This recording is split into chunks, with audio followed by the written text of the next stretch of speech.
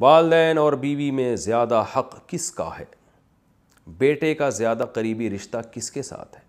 والدین کے ساتھ یا بیوی کے ساتھ؟ یعنی زیادہ توجہ والدین کی طرف ڈالے یا بیوی بچوں کی طرف؟ بنت خلیل احمد انڈیا سے، اوئے ہوئے ہوئے، دیکھیں حق تو والدین کا بہرحال زیادہ ہے، انہوں نے جنا ہے، ان کے احسانات بے پناہ ہیں، اس میں تو دو رائے نہیں ہو سکتی،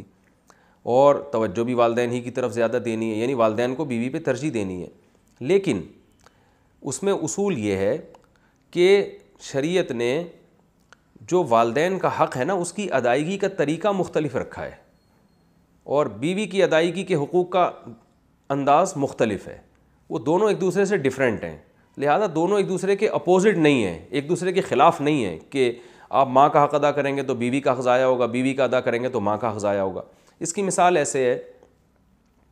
کہ جو ہے کوئی آپ سے پوچھے کہ بھائی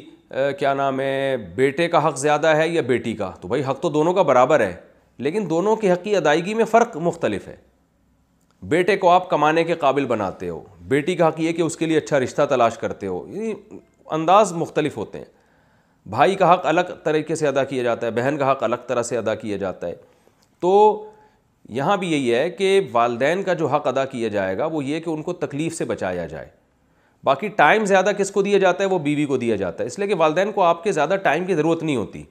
کیونکہ اللہ تعالیٰ نے دو دل جوئی کے لیے پیدا کیا، وہ میاں بیوی کو ایک دوسرے کی دل جوئی کے لیے پیدا کیا، تو وہ ایک دوسرے سے ٹائم مانگتے ہیں۔ ماں باپ زیادہ ٹائم نہیں مانگتے، آپ 24 گھنٹے میں تھوڑی دیر بھی والدین کے پاس بیٹھ جائیں گے تو وہ خوش ہو جاتے ہیں، وہ نہیں چاہتے کہ ہر وقت چپک کے ہی رہو، ہمارے ساتھ ہی رہو ہر وقت۔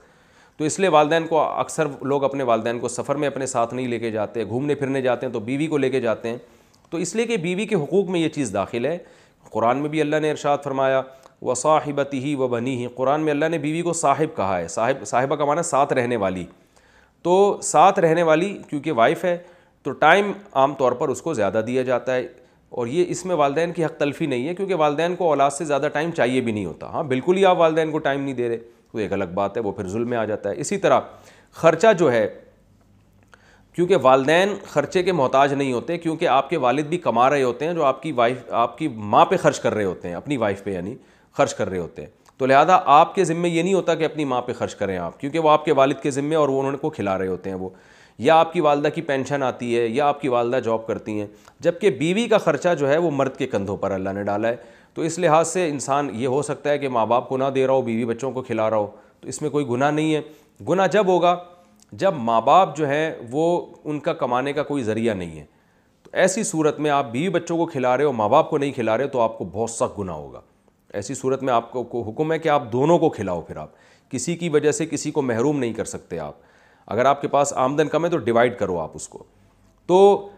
تو یہ کہنا یعنی وقت میں ہو گیا زوجہ کا حق زیادہ ہے، اور رات گزارنا زوجہ کا حق ہے۔ آپ اگر والدہ کے ساتھ نہیں سوتے، باپ کے ساتھ نہیں سوتے، آپ بیوی کے ساتھ سوتے ہو، تو پھر ایسی صورت میں آپ کی والدہ اگر آپ کو تانا دیتی ہے کہ بھئی میں چاہتی ہوں کہ میرے گھر میں تو آ کے سویا کر، تو بیگم کے ساتھ جا کے سو رہا ہے، تو ماں کا حق تو زیادہ ہے، تو ماں کا یہ تانا غلط ہوگا، اس لیے کہ ماں کا حق اگرچہ زیادہ ہے لیکن یہ والا حق ماں کا سرے سے ہے ہی نہیں،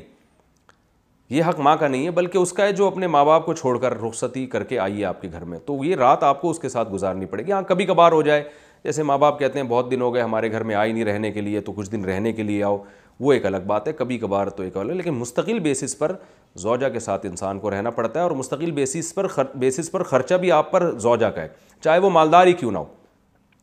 والدین اگر مالدار ہیں تو آپ پر والدین کا خرچہ لازم نہیں ہے، لیکن بیوی کروڑ پتی بھی کیوں نہیں ہو، پھر بھی شوہر کے ذمے اس کا نان نفقہ ہے، کیونکہ وہ اپنا گھر چھوڑ کر آپ کے گھر میں باؤنڈ ہوئی ہے اسی بیس پر کہ اب نان نفقہ آپ نے اس کا اٹھانا ہے۔ تو یہ چند چیزیں ہیں۔